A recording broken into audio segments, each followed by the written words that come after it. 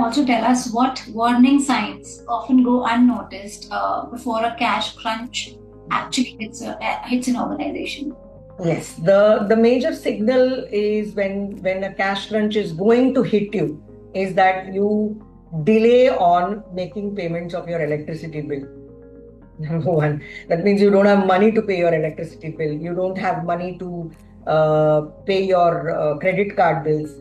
You don't have probably money to pay your laborers. That is, मतलब salary आपका jump up हो रहा है. 5 तारीख को आपने पेमेंट करना है, लेकिन आप 15 तक you are not in a position to make the payment. So these are warning signals that you are really going to go rather bankrupt. Like you are trying to manage it, but somehow you are not able to manage it, is a warning signal. And immediately there has to be you are in ICU.